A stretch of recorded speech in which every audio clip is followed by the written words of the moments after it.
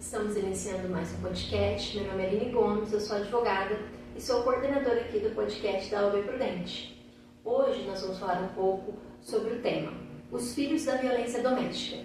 E para abordar esse tema, nós convidamos a advogada, a doutora Lídia Cornetti. Seja muito bem-vinda, doutora Lídia. Muito obrigada, Aline. Eu que agradeço pela oportunidade. Nós que agradecemos por você dispor do seu tempo para estar aqui com a gente hoje, explicando um pouco sobre isso.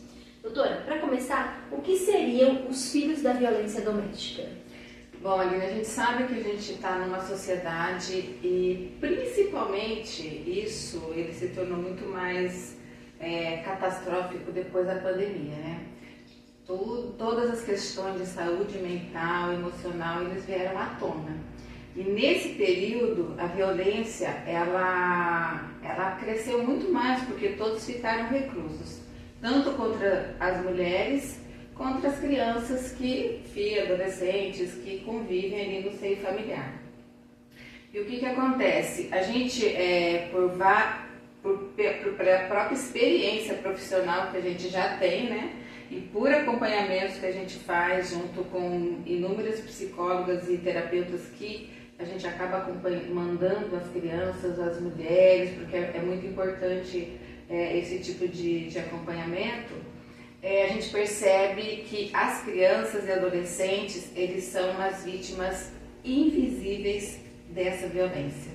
Então, eles seriam os filhos da violência doméstica? Exatamente, porque tem uma situação, um contexto todo que é focado na mulher, é focado no agressor, e as crianças e adolescentes, elas acabam passando despercebidas nessas situações.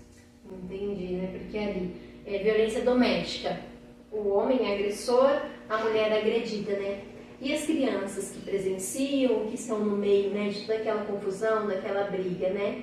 Então seriam eles os filhos, né, dessa questão toda, né? Exatamente. E aí, como crianças, como adolescentes, eles não têm uma força para poder se defender, eles não têm como reagir a situações.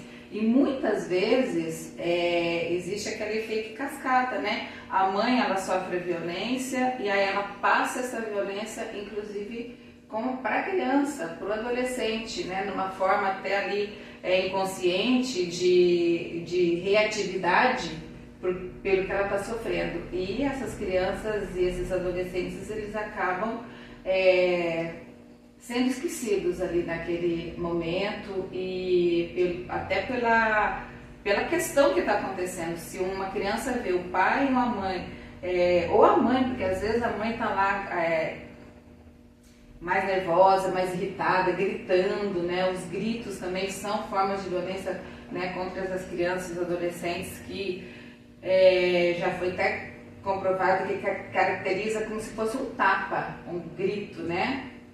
Eles se sentem acuados e vendo o pai agredir a mãe, vendo aquela situação toda, eles se sentem impotentes, eles se sentem inseguros e eles se sentem inclusive vítimas também e podem ser vítimas dessa situação toda, querendo às vezes intervir, né?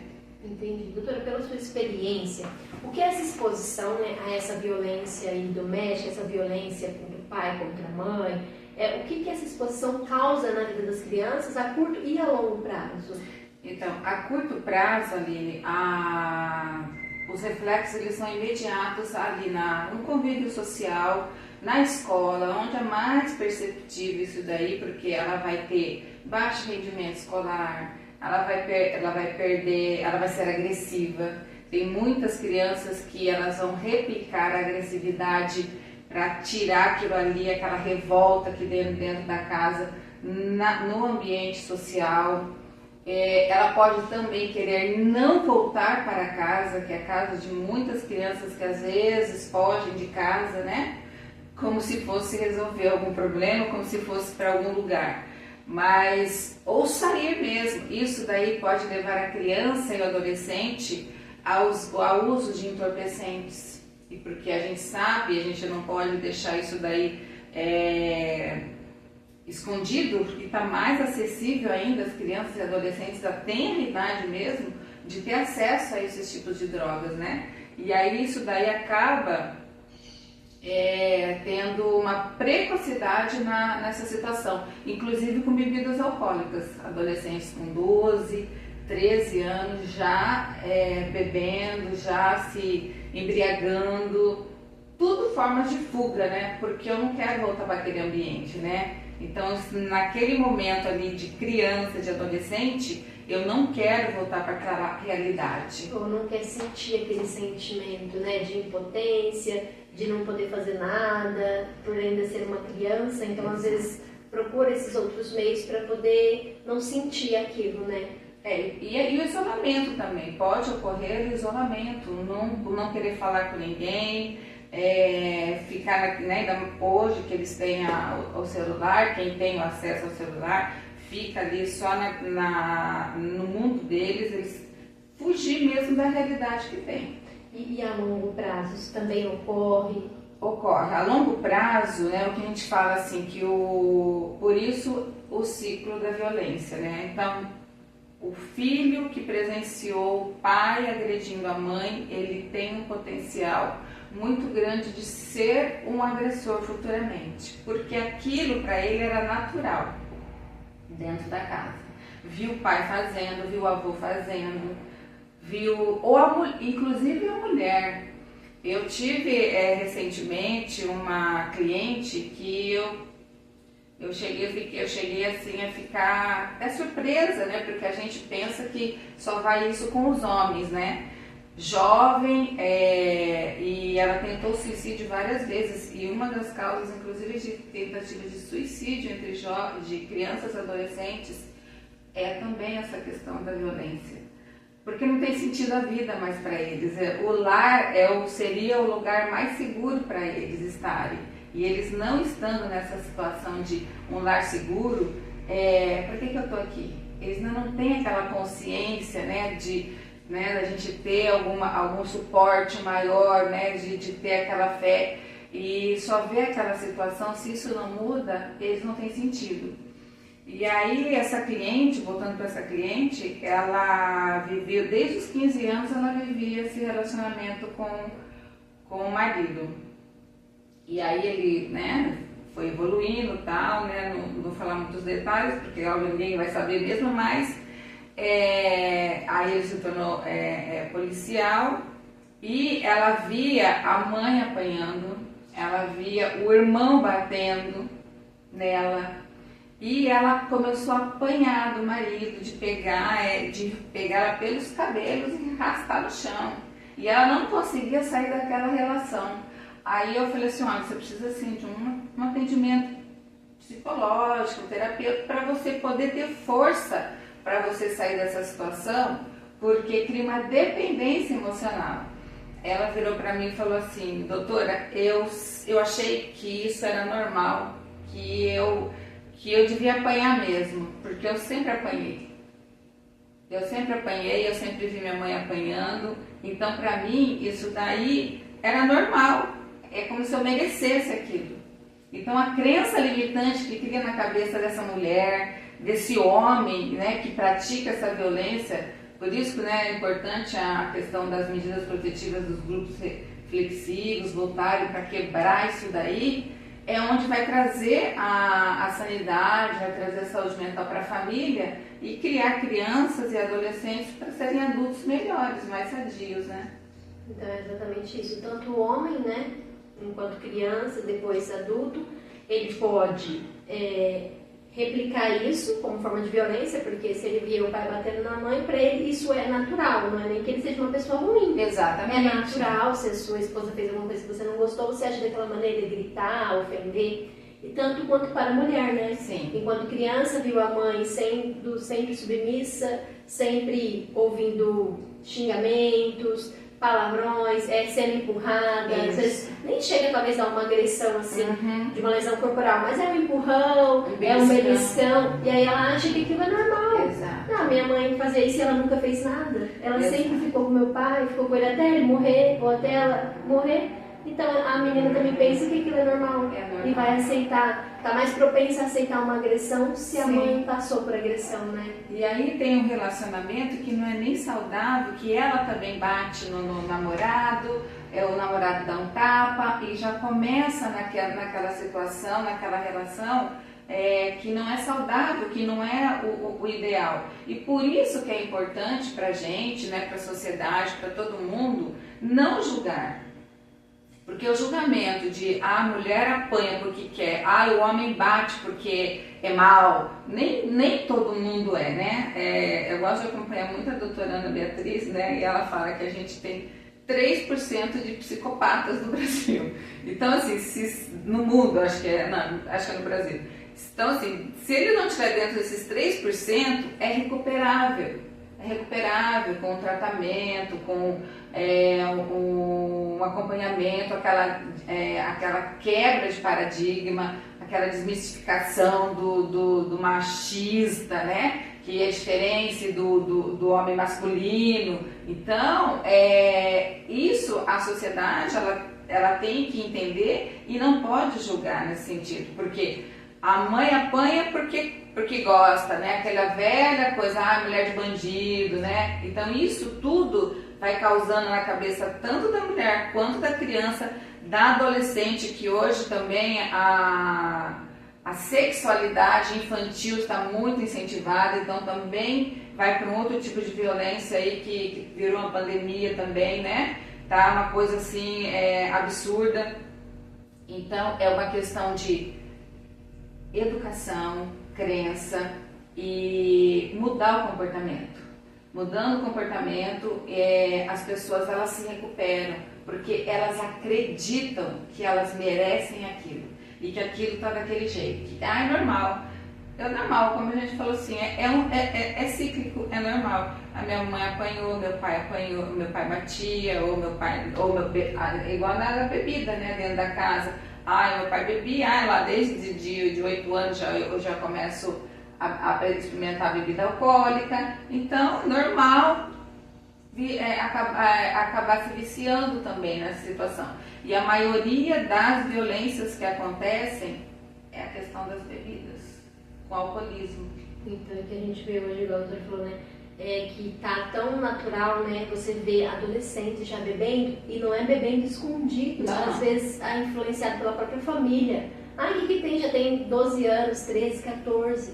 Todo final de semana, né, na segunda-feira, aumentam as questões da violência, porque onde bebeu, né, aonde usou, né, mais algumas situações, porque não está trabalhando.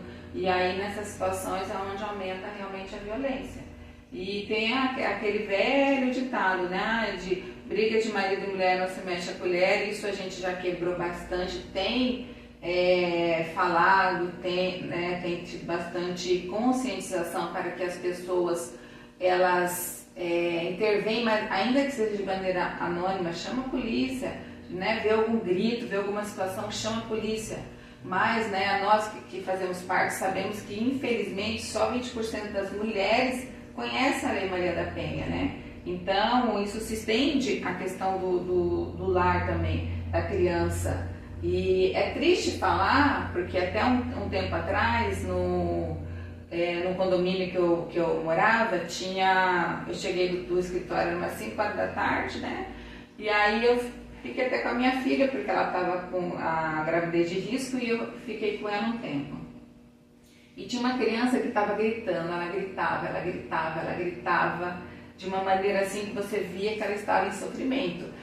Do jeito que ela gritava, você via a cena, parecia que ela fazia assim: socorro, me ajuda. Eu falei, gente do céu, o que é isso? E aí, um bloco vizinho, né, no condomínio vizinho, eu peguei e fui ver, falei, escuta, você está escutando isso?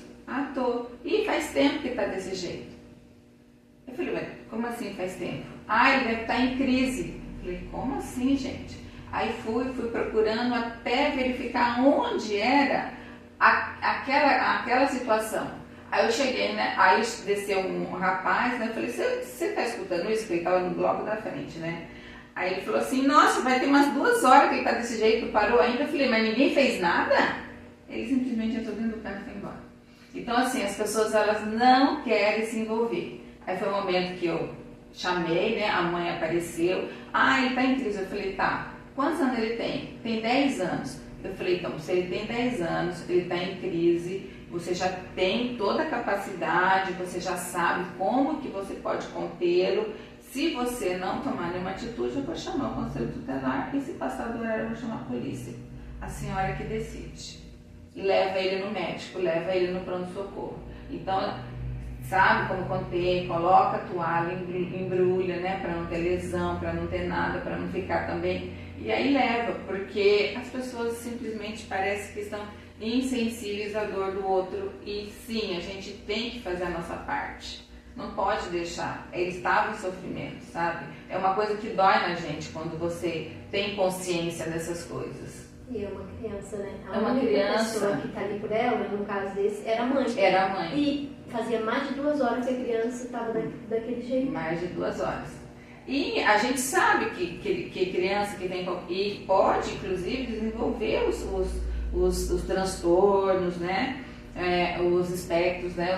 Que tem hoje mais nas crianças, justamente por um trauma, um choque que ela teve lá atrás. Então tem muitas que quando tem, assim, às vezes, epilepsia refratária, até algum tipo de esquizofrenia, né, esquizoafetivo, é um trauma que teve na infância, que a partir dos 12 anos mais ou menos, que começa a desencadear por falta de presença paterna ou materna ou cuidado que deveria ter.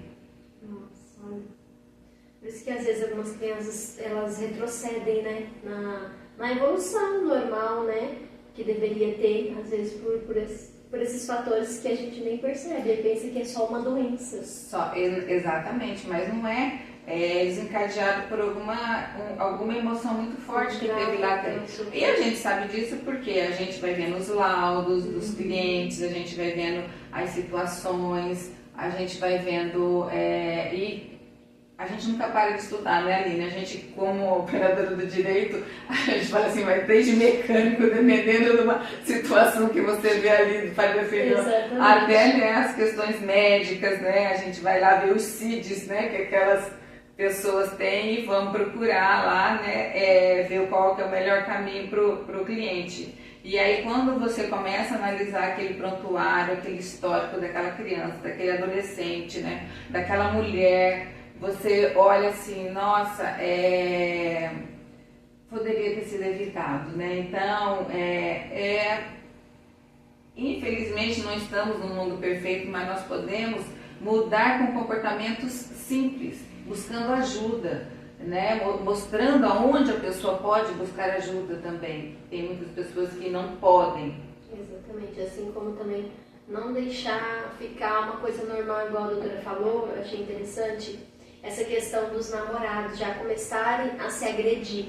Primeiro como forma de brincadeira, exatamente, né? Eu vejo muito, que a gente vê muito rede social, TikTok, Instagram, e às vezes eu até percebo, assim, uma brincadeira, tem muitas essas questões de trollagem. Sim. E aí você vê como o namorado reage. Uma brincadeira sobre questões de traição, de vou falar isso, vou falar aquilo, para ver como ele reage. E você vê que às vezes empurra, às vezes puxa com tudo, então eu já olho e falo, nossa, mas se fosse real ele reagiria até pior, né? Então eu fico vendo isso também, essa questão de não naturalizar qualquer tipo de agressão, né? Exato. Entre os adolescentes. Exato, e a mulher, ela tem um poder muito grande nessa questão da postura dela e do limite. Porque enquanto você é solteira, enquanto você está namorando, né? Você é dona da situação ali. Você que permite ou não as coisas. Tenho 2 filhas, eu sempre orientei, falei, olha, nada de brincadeira de tapinha, de empurrão, isso daí não é saudável. Isso daí há mais de 30 anos, né, que a gente vem colocando a situação. Mas isso que você falou das redes sociais, isso é muito importante, porque as pessoas, às vezes, elas são surpreendidas e elas reagem no instinto. E é dentro do instinto que você percebe o caráter, você percebe a personalidade e aonde vai. E muitas essas questões mais soltas, né, de você não respeitar, de ter respeito mesmo, de ter o limite entre o casal, no namoro, ali empurra, dá um tapa, um puxão de cabelo, às vezes até corta um pedaço do cabelo, né? São situações que a gente vê assim e fala, meu Deus, eu dou aula para mulheres já tem mais de 7 anos, questões assim, eu falo assim, gente, namoro é para dar errado, se dá certo vira casamento, porque é ali que você vai perceber todos os sinais. Então não casa apaixonada, que dura 3 meses só a paixão.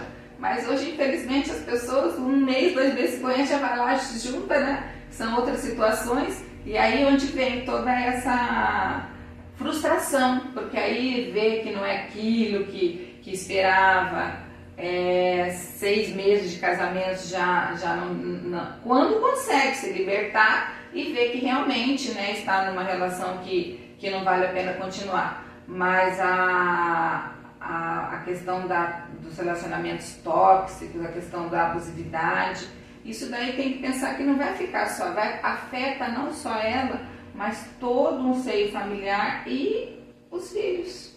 Exatamente. Doutora, como nós poderíamos, assim, como sociedade, fazer para prevenir e educar, né? Educar no sentido tanto dos pais, né, quanto aquela criança que está passando por essa situação, que está sendo exposta a algum tipo de violência dentro do seio familiar.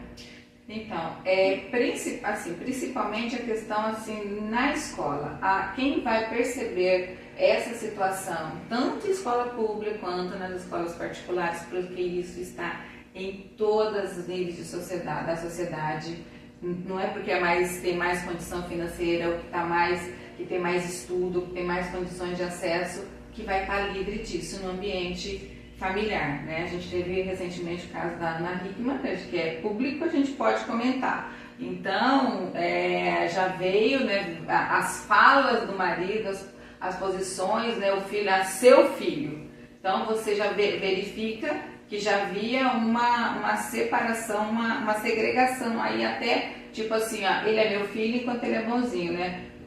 Filho feio não tem pai, né? E aí, cometeu, fez qualquer coisa errada, é seu filho. Então, na escola, onde você detecta as questões das violências que as crianças e adolescentes sofrem. Porque é onde é o meio social que ele vai expressar.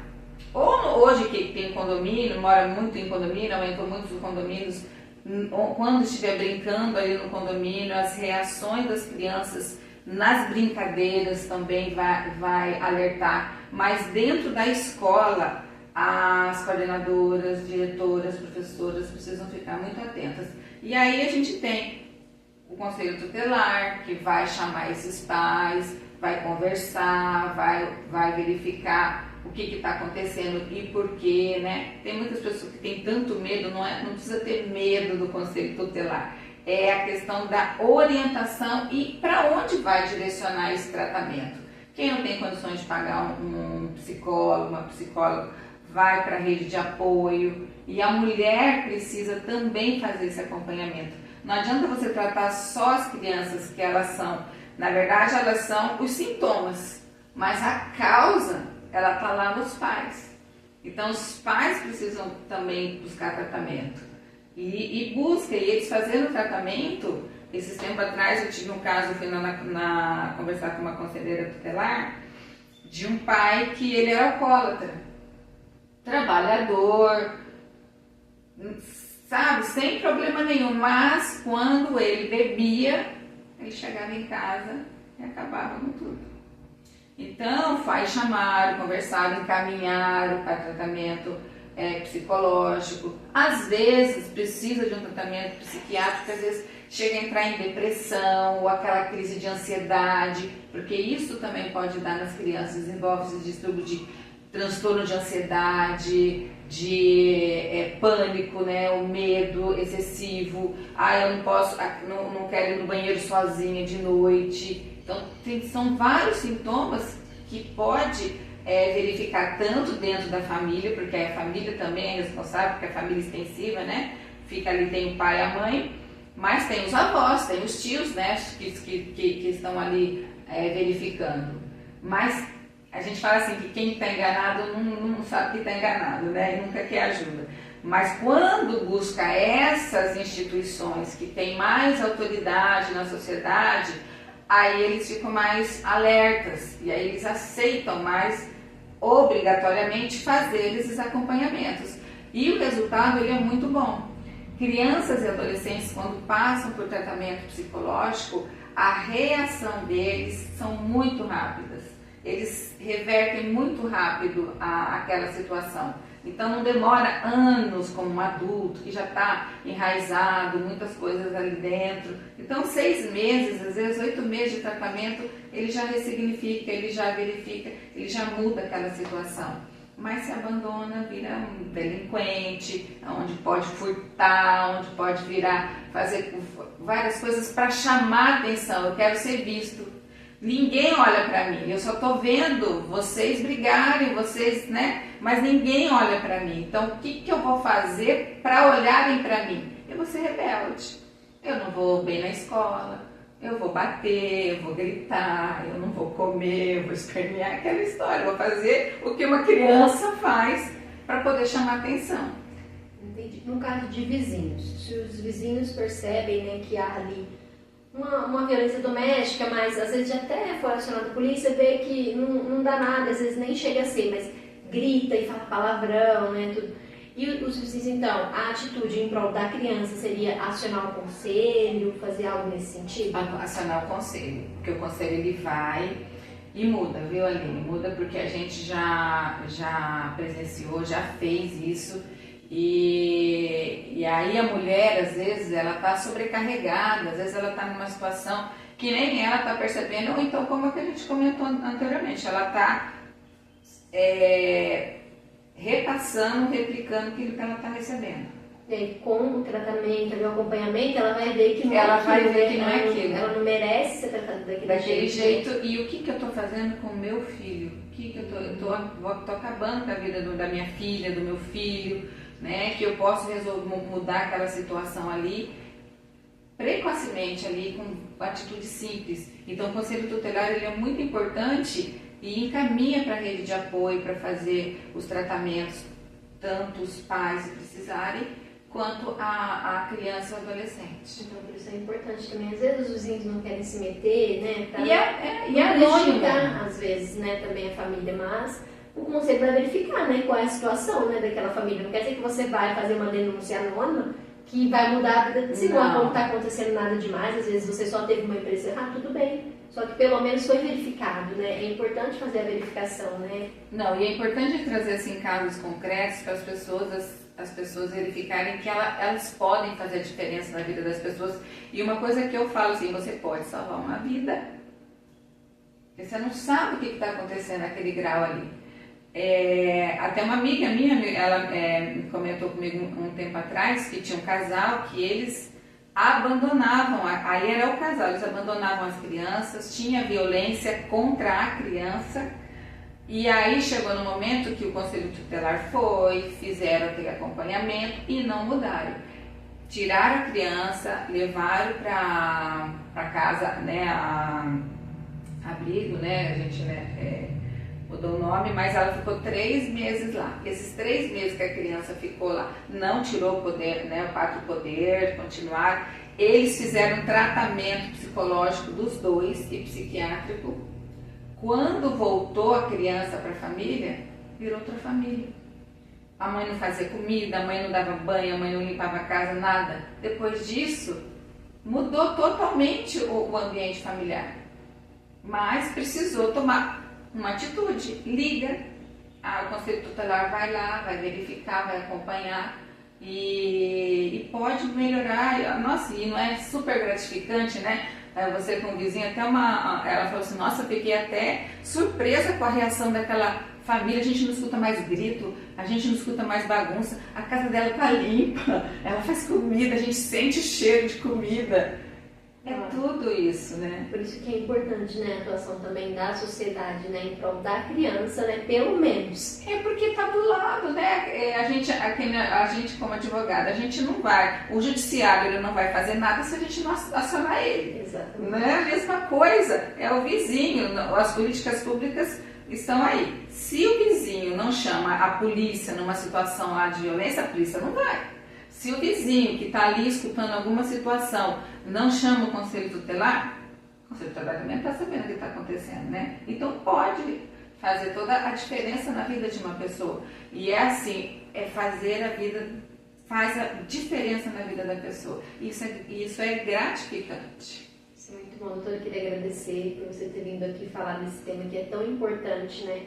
E alertar as pessoas que às vezes uma denúncia de anônimo pode salvar uma vida, pode salvar vidas e pode salvar famílias, né? Exatamente, restaura famílias, salva famílias, com às vezes uma simples ligação. Muito obrigada, doutora. Eu que agradeço, Aline, foi um Foi um prazer. prazer tê-la aqui hoje e assim nós encerramos mais um podcast.